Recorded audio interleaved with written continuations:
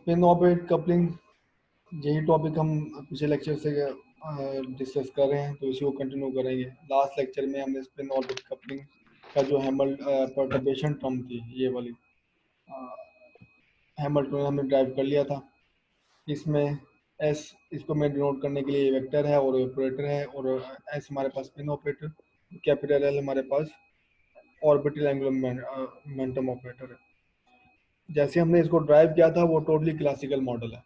जैसे हमने इसका वो डायोमैग्नेटिक रेशियो को फाइंड करने के लिए जो हमने मॉडल इंट्रोड्यूस किया था, और उसके बाद मैग्नेटिक फील्ड जो फाइंड की वो भी बायोट-सावर्ट लॉ से फाइंड की, तो टोटली क्लासिकल इसकी फुटिंग थी।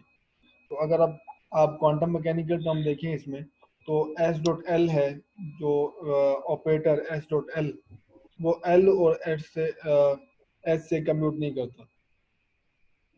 एल डॉट एस जो ऑपरेटर है कैपिटल एल और एस से कम्यूट वो नहीं करता, हैमिल्टन क्योंकि ये सेपरेटली कंजर्व नहीं है। सेपरेटली कंजर्व का मतलब ये है कि आप जो चैप्टर नंबर 3 में हमने इक्वेशन देखे थे कि आप इक्वेशन नंबर है 3.71, कि अगर आपने किसी भी कंजर्व क्वांटिटी को देखना है तो आप देखते थे कि वो हैमिल्टनियन के साथ कम्यूट करती है नहीं करती। तो अगर ये term S dot L Hamiltonian के साथ कम्यूट नहीं करी तो ये कंजर्व क्वांटिटी नहीं है, खासतौर पर इंडिविजुअली कंजर्व नहीं है।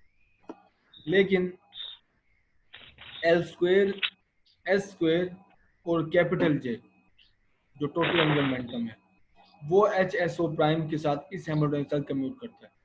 ठीक है, एल जे की डेफिनेशन मैंने लिखी हुई है, L plus S total angular momentum है, और ये तीनों कंजर्व क्वांटिटीज है।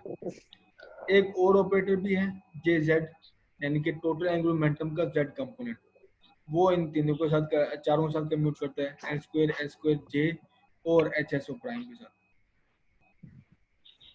तो पहली जो जो देख रहे हो ना कि good eigen state, good states की जो पहला क्राइटेरिया है वो हमारा फुलफिल यहाँ से हो जाता है कि आपको ऐसे ऑपरेटर मिल जाएं जो एच के साथ भी कम्यूट करते हैं और उसकी परटर्बेशन के साथ भी कम्यूट करते हैं। तो ये यहाँ तक ये पहला क्राइटेरिया फुलफिल हो जाता है। अब दूसरा दूसरा क्राइटेरिया कि उसकी जो आइगन स्टेट है वो डिस्टिंक्ट आइगन वैल्यू दें, डिस्टिंक्ट आइगन स्टेट है कॉरस्पॉन्डिंग। तो for fixed M simultaneous eigen state होते हैं J square L square S square J Z, जो इनकी साइमल्टेनियस आइगन स्टेट्स हैं वो नॉन डिजर्नेट है फिक्स्ड एम के लिए। ठीक है, आप उसको लेबल कर सकते हो जे एल एस और एम जे से, तो इसी वजह से हम इसे कहेंगे गुड स्टेट्स। तो दोबारा मैं रिपीट कर दूं, हम एक थ्योरम के मुताबिक, थ्योरम नंबर शायद 6.1 है, कि अगर यस आप अपने हैमिल्टोनियन के एक कोई ऐसे ऑपरेटर ढूंढ लेते हैं जो आपके हैमिल्टोनियन और जो उसकी एडमिशन हो परटर्बेशन के साथ कम्यूट करते हो, हर्मिशियन हो, और उसकी जो आइगन स्टेट हो वो डिस्टिंक्ट आइगन वैल्यू दें कॉरस्पॉन्डिंग टू डिस्टिंक्ट फिक्स्ड हो। आइगन स्टेट दें, तो आप उसको गुड स्टेट यूज कर सकते हो। और गुड स्टेट का आपको फायदा ये होगा, आपको डिजनरेट थ्योरी यूज नहीं करनी पड़ेगी, सीधा आप नॉन डिजनरेट के से प्रेडिक्शन फाइंड कर सकते हो। तो हम ये गुड ठीक स्टेट है। आगे यूज करेंगे। उससे पहले थोड़ी सी चीजें और रिव्यू कर लें। For fixed capital L and S allowed J, कि आपके पास एडिशन ऑफ एंगुलर मोमेंटम से, कि आप एडिशन से स्टार्ट होते हो एल प्लस एस से, तो एस एल इस केस में ऑर्बिटल एंगुलर मोमेंटम है, एस में स्प्रिंग क्वांटम नंबर है, एल प्लस एस स्टार्ट होगे और एक नंबर डिक्रीज करते हुए एल माइनस एस तक जाओगे, तो ये अलाउड वैल्यूज ऑफ जे होंगी। इस अगर आपके पास जैसे कि इस केस में स्पिन 1/2 है, तो अलाउड वैल्यू होगी J is equal to L plus 1/2 और J is equal to L minus 1/2।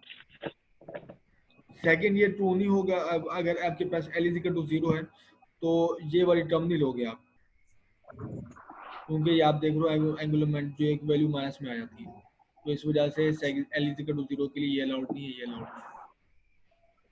फिर टोटल एंगुलर मोमेंटम ठीक के जो जी कंपोनेंट्स हैं, एम एम क्वांटम नंबर हैं एम जे, वो स्टार्ट होंगे इसी तरह माइनस जे से लेके कैपिटल जे तक जाएंगे। ठीक है, माइनस जे से लेके पॉजिटिव जे तक जाएंगे, कैपिटल है। तो दोबारा इसके ऊपर देख लें, एल एल जेड और एस जेड एच के साथ वो कम्यूट करते हैं, लेकिन एच एस ओ प्राइम के साथ कम्यूट नहीं करते, यानी कि जो हमारी परटर्बेशन है उसके साथ कम्यूट नहीं करते। तो यहाँ से दोबारा आपको इंडिकेशन आती है जो कि एल जेड और S Z good quantum states नहीं होंगी, इसकी जो आइगन स्टेट्स होंगी। तो इस वजह से it make no sense to talk about a definite value of their expectation value, क्योंकि ये जब कम्यूट ही नहीं करे तो आप इसकी मेजरमेंट नहीं कर सकोगे इसमें कि आप इसमें इसकी एक्सपेक्टेशन वैल्यू आप इसकी नहीं फाइंड कर सकोगे डेफिनेट। ओके तो eigen states of LZ and SZ are not good states, ठीक है। तो यहाँ तक हमने दो चीज़ें आइडेंटिफाई कर ली हैं कि गुड स्टेट्स क्या हैं इस केस में और नॉट गुड स्टेट्स क्या हैं। गुड स्टेट हमारे पास वो गुड क्वांटम नंबर्स हैं ये JLS और MJ, तो इसी को हम आगे यूज करेंगे। तो अब थोड़ा सा रिफाइन कर लें, L.S की जो टर्म आ रही है उसको वैल्यूएट कर लें। तो जे स्क्वायर मैंने यहाँ पे कैलकुलेट किया है, ये L+S डॉट L+S, तो ये देगा A square plus B square plus 2AB, तो ये आपके पास टर्म आ गई। तो आप इसको रीअरेंज करोगे, वहाँ जाके जे स्क्वायर है माइनस एल स्क्वायर हो जाएगा, माइनस एल स्क्वायर हो जाएगा डिवाइड बाई 2, तो L.S ऑपरेटर आप इसमें कैलकुलेट कर लोगे। जे स्क्वायर के बारे में आपको पता है ऑलरेडी, आप आइगन वैल्यू देख चुके हो, एल स्क्वायर की भी आइगन वैल्यू देख चुके हो और एस स्क्वायर की भी आइगन वैल्यू देख चुके हो।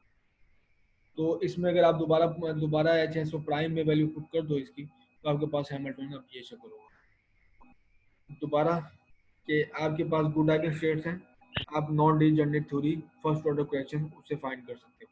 तो गुड स्टेट मेरे पास ये, ठीक है। तो जैसे ही जे स्क्वायर के सैंडविच करूंगा मैं इसके अंदर इस आइगन स्टेट में, जो इसकी आइगन स्टेट है, तो मेरे पास आइगन वैल्यू क्या आएगी, J × J+1 H cut square के साथ, H cut square J × J+1 इसकी आइगन वैल्यू, ठीक है।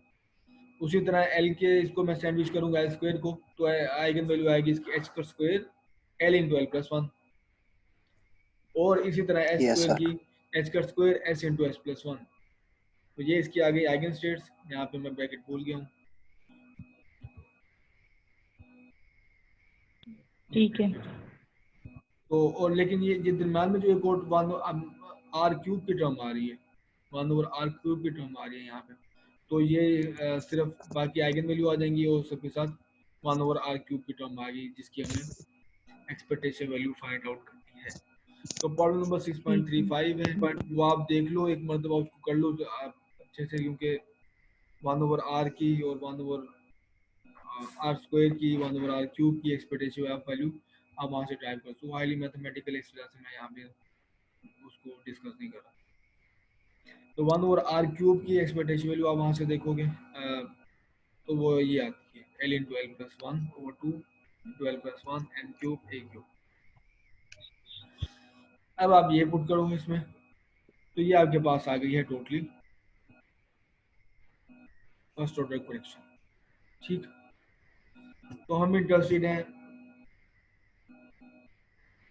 इस करेक्शन को लिखने के कि अगर हम इसे बोहर एनर्जी की टर्म में लिखें, तो आप यहाँ पे देख रहे हो एक A³ है, ठीक है। A³ की वैल्यू 1/A की Yes, वैल्यू sir. है me² और 4πε0 h², तो ये आप यहाँ पे पुट करो, ठीक है। और आप ये देखोगे कि आप इसका एनर्जी का स्क्वायर लिखने काबिल हो जाओगे अगर आप ये वैल्यू पुट करते हो। 1/A³ की वैल्यू पुट करोगे यहाँ पे, और आप यहाँ पे देखो n³ है, ठीक है। तो एनर्जी स्क्वायर बनाने के लिए अगर आप इसका स्क्वायर लेते हो बोहर एनर्जी का, तो 1/n4 की टर्म आएगी। यहाँ पे क्या n³ है, तो आप एक n ऊपर मल्टीप्लाई करोगे, एक नीचे मल्टीप्लाई करोगे, तो 1/n4 यहाँ से बन जाएगा, यहाँ पे एक n अपेयर हो जाएगा। तो आप ये एनर्जी ये वैल्यू पुट करो इसमें, तो ये बोहर एनर्जी की टर्म में आप इसको लिख सकते हो, और ये आएगा En² की टर्म, और बाकी ये J, ये L, और ये हमारे पास टोटल और ऑर्बिटल क्वांटम नंबर है, n हमारे पास प्रिंसिपल क्वांटम नंबर है, En Bohr energy, c² speed of light. एक इसमें इंटरेस्टिंग बात कि हमने दो करेक्शन ली, एक रिलेटिविस्टिक करेक्शन ली और दूसरी स्पिन ऑर्बिट जो कपलिंग से करेक्शन ली। दोनों का ऑर्डर ऑफ मैग्नीट्यूड सेम है, वो भी En² और mc² पे थी 10⁻⁻5, और ये भी En² और En² और mc² पे है। दोनों का जो आपके पास ऑर्डर ऑफ मैग्नीट्यूड सेम है। ठीक है। तो इधर तक हमारे पास जो स्पिन ऑर्बिट कपलिंग की वजह से करेक्शन थी वो हमने ड्राइव कर ली। तो फाइन स्ट्रक्चर आपको पता है कि दो टर्म्स हैं, एक नहीं है, एक रिलेटिविस्टिक है और दूसरी स्पिन ऑर्बिट कपलिंग है। तो हम इन दोनों को ऐड करेंगे। ठीक, तो ये हमारे पास थी रिलेटिविस्टिक टर्म जो लास्ट लेक्चर हमने ट्राई की थी। तो रिलेटिविस्टिक टर्म में अगर मैंने एल को एक्सक्लूड करना हो और मुझे J is equal to L plus S है, एस की वैल्यू 1/2 है, तो एल को मैं लिख सकता हूँ in the form of J, J is equal L is equal to J minus 1/2। तो एल यहाँ पुट करो, आ जाएगा J minus 1/2 plus 1/2 minus 1/2 minus 1/2 जाता रहेगा यहाँ से। तो टोटली यहाँ पे अपेयर हो जाएगा जे, फिर और N over J minus E N square 2mc square 4n over J minus 3। तो इसमें मैंने जे पुट किया। अब स्पिन ऑर्बिट कपलिंग से भी हम जो है स्पिन ऑर्बिट कपलिंग की वजह से जो करेक्शन आई है उसमें से भी एल को हम रूट आउट करते हैं। तो यहाँ पे देखो, यहाँ पे एल अपेयर हो रहा है, यहाँ पे एल प्लस 1 है, नीचे सारा स्मॉल एल है। तो हर जगह पे मैं ये वैल्यू पुट कर दूंगा एल जे माइनस 1/2। तो ये भी जे माइनस 1/2 आ गया एल की जगह पे, और इधर एल पे जे माइनस 1/2 प्लस 1/2 है जो बन जाएगा जे प्लस 1/2 माइनस 3 और 4 एज इट इज आ गया। एल की जगह पे अगेन जे माइनस 1/2 जे प्लस 1/2 और इंटू जे है। इसको आप मल्टीप्लाई करोगे, मल्टीप्लाई करके थोड़ा सिंप्लीफाई करोगे, ये जे स्क्वायर आ गया माइनस जे स्क्वायर, सिंप्लीफाइंग से मल्टीप्लिकेशन है, J square minus J square है, ये जे स्क्वायर ये जे स्क्वायर जाता रहेगा। 1/4 माइनस 3 और 4 क्या होता है माइनस 1/2 4 माइनस माइनस 1/2 तो ऊपर से टर्म आ जाएगी टोटली जे माइनस 1/2। तो जे माइनस 1/2 इससे कैंसिल हो जाएगी टर्म से, जे माइनस 1/2 ऊपर, जे माइनस 1/2 ऊपर, और आपके पास पेयर हो जाएगी ये टर्म। ठीक है, ई एन स्क्वायर और M C square N O J और जे प्लस 1/2। अब दोनों देखो रिलेटिविस्टिक भी और स्पिन ऑर्बिट भी हमने दोनों जे की टर्म में लिख ली है। अब दोनों में सिर्फ जे पेयर हो रहा है, तो इसका फायदा हमें आगे जाके देखेंगे इसमें। तो अभी फिलहाल आपको ये नजर आ रहा है कि दोनों एक ही वेरिएबल एक ही क्वांटम नंबर पे आ गई है, एक सेम क्वांटम नंबर दो पे, एक प्रिंसिपल क्वांटम नंबर और दूसरा टोटल एंगुलर मोमेंटम। अब दोनों को सम कर लें, रिलेटिविस्टिक प्लस स्पिन ऑर्बिट, तो दोनों का आप सम करो। इसे सम करने के बाद जैसे कि मैंने कॉमन लिया है 2n ओ जे प्लस 1/2 कॉमन लिया है इसमें, तो आपके पास एक्सप्रेशन कुछ इस तरह से दिखेगा। तो ये सिंपलीफाई हो के फाइन स्ट्रक्चर का टोटल, फाइन स्ट्रक्चर की वजह से टोटल जो करेक्शन है वो ये। ठीक, ठीक है।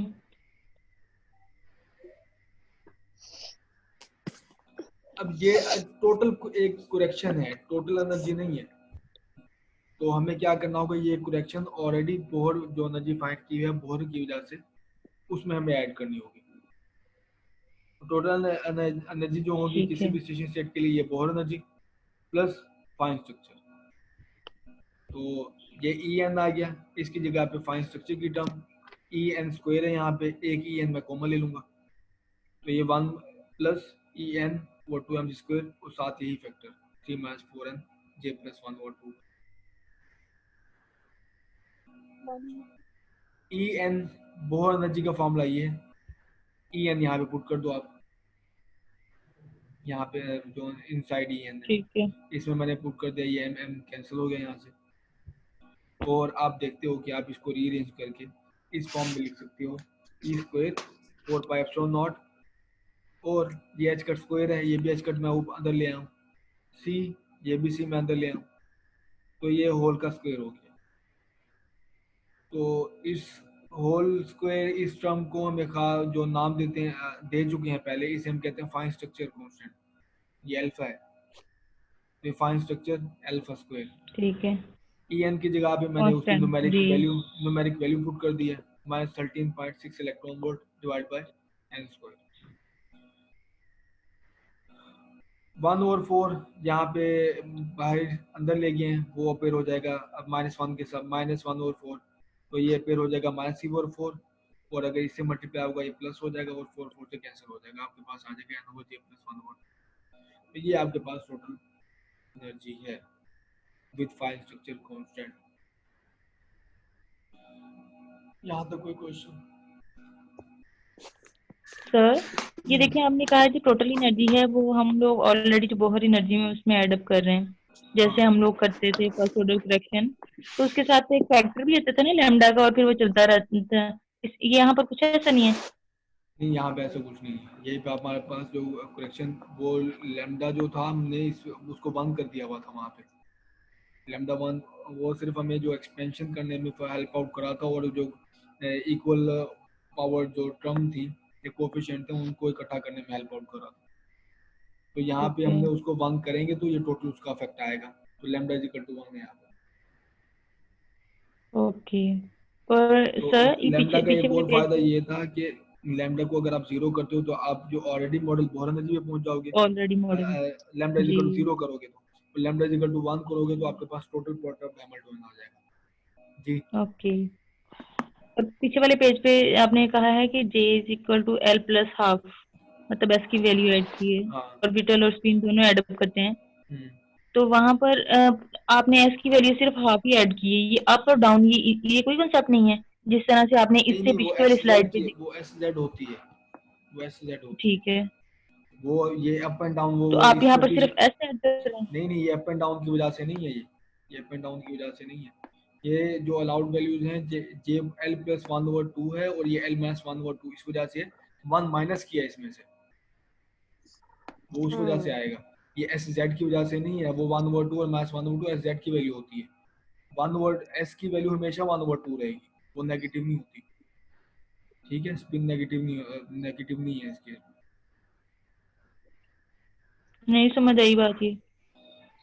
स्पिन तो नेगेटिव नहीं है, ये तो पहले से भी पता है। और अप और माइनस जी, और एस जी की वैल्यू जो प्लस हाफ होती है और माइनस हाफ होती है, अप डाउन जिसे कहते हैं, अप स्ट्रेट और डाउन स्ट्रेट। वो यहाँ पे वो चीज नहीं है जो मैं कह रहा हूँ, वो ये है।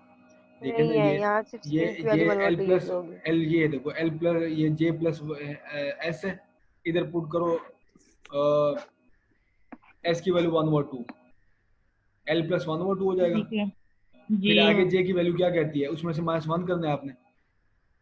ठीक है तो एल प्लस 1/2 -1, तो ये बनेगा। -1 ये बनेगा -1 प्लस 1 1/2 -1 इज इक्वल टू हम्म -1/2। ये यहाँ से है, हम्म, अच्छा एक वैल्यू ठीक को है। चेंज करने से। हाँ। ठीक है ठीक है। और ये सर आपके। ये जो मैं उस दिन प्रॉब्लम नंबर 12 पूछी थी ना आपसे, ये उसमें बहुत ही हेल्पफुल है। अब मुझे यहाँ से बात बहुत सारी बातें समझ आ गई हैं। हाँ, ये आगे भी है, ये इधर भी आपको समझ आएगा।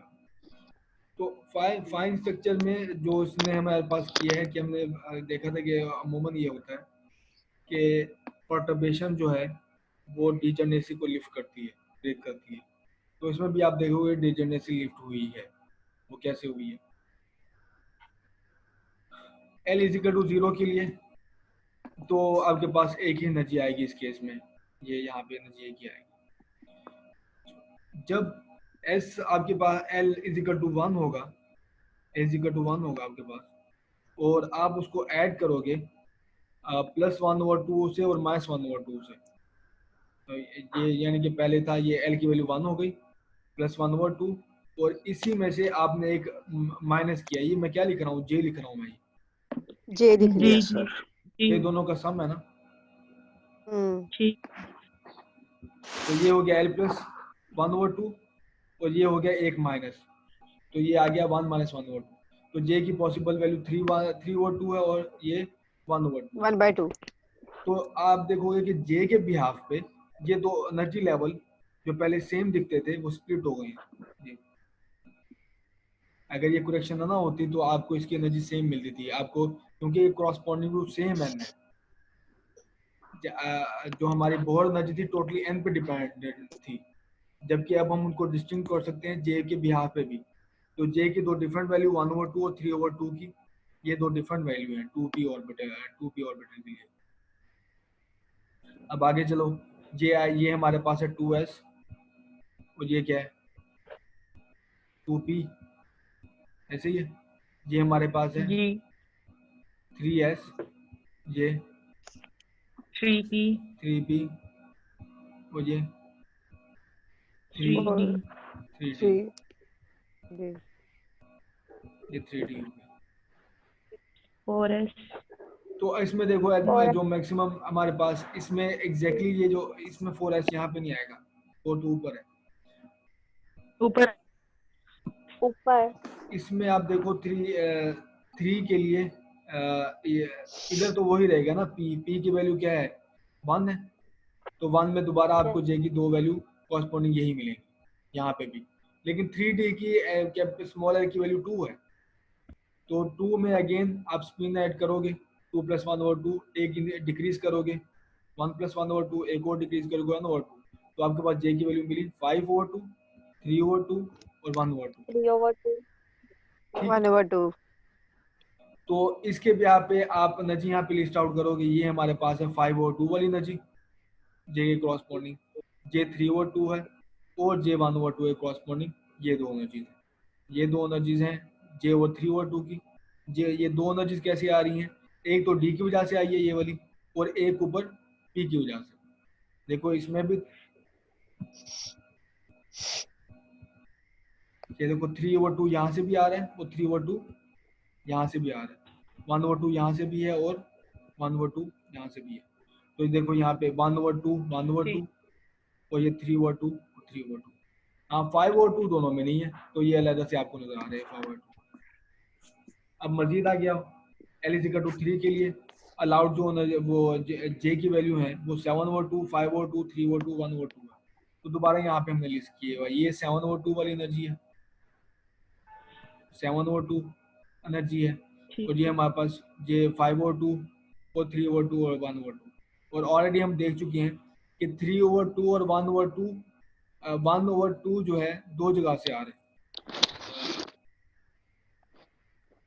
एक S0 से, S0 से तो 1/2 ही है ना, यस सॉरी L0 से, S के से आ रहा है 1/2, ये 1/2 हो गया, और दूसरा L1 से आ रहा है 1/2 ये वाला, तो ये 1/2 ये। यस अच्छा 3/2 तीनों से आ रहा है, P से भी, D से भी और F से भी, तो 3/2 3/2 और ये 3/2। ये देखो ये लिस्ट की हुई है, ये 3/2 यस और DF, ये 3/2। अच्छा अब 5/2 कितने में से आ रहा है, P में से तो नहीं आ रहा, D में से आ रहा है, नहीं, ये डी 5/2, और एफ में से भी आ हाँ रहा है। ये 5/2, तो ये देखो ये दो, ये और ये। अब लास्ट है 7/2, सिर्फ S में F में ही है, तो 7/2 यहाँ पे। तो यहाँ से आपको अंदाजा होता है कि हमने डीजेनेसी लिफ्ट की है ऑन द बिहाफ ऑफ जे, लेकिन जे में डीजेनेसी एग्जिस्ट करती है अभी। तो डीजेनेसी में जो डीजेनेसी एल में थी, सॉरी एल में जो डीजेनेसी थी वो हमने लिफ्ट कर दी है, लेकिन जो जे में डीजेनेसी है वो कैसे, ये देखो ये दो आइगन स्टेट नहीं है, ये 3p वाली जी और ये 3d वाली जिनकी एनर्जी सेम है। इधर देखो ये दो स्टेट हैं, एक ये वाली और एक ये वाली जिनकी एनर्जी सेम है। यस ठीक है, ये वाली एनर्जी ये वाली एनर्जी इनकी एनर्जी सेम है, ये स्टेट और ये स्टेट इनकी एनर्जी सेम है, ये वाली ऊपर वाली स्टेट ये वाली स्टेट इनकी एनर्जी सेम है, लेकिन ये वाली स्टेट ये वाली स्टेट इनकी एनर्जी सेम है, ये यहाँ पे डिस्टिंक्ट है। ऊपर जाओगे तो इसकी भी एक निकल आएगी 7/2 वाली टर्म यहाँ से भी आ जाएगी। तो एक्सपेरिमेंटली आपको ये ऐसे पता चलता है, या आप इसको इस तरह तहकीक कर सकते हो कि आप इसका ना जो एमिशन, जब इलेक्ट्रॉन हाइड्रोजन एटम में जब इलेक्ट्रॉन डी एक्साइट होता है हाई स्टेट से लो स्टेट में, तो आप देखते हो कि जो वो दो, अगर आपके पास अपरेटस और मेजरमेंट काफ़ी प्रिसाइज है और आपका जो अपरेटस है वो काफ़ी सेंसिटिव है, तो आप यहाँ से दो एमिशन लाइन देखोगे, तो दो एमिशन लाइन डिनोट करेंगी दो डिफरेंट एनर्जीज को। तो ये यहाँ से बताती हैं कि ये दो डिफरेंट ऑर्बिटल, दो डिफरेंट स्टेट्स हैं। ठीक है, यस सर। ठीक है। फिर जो उसने बोहर ने बात की थी कि एनर्जी एन पे डिपेंड करती है टोटली, और वो बात क्या है, वो गलत है? नहीं गलत नहीं है, वो हाफ स्टोरी है, आप उसे समझ लें कि वो इनकम्प्लीट स्टोरी है। ठीक है, कि ठीक आप है।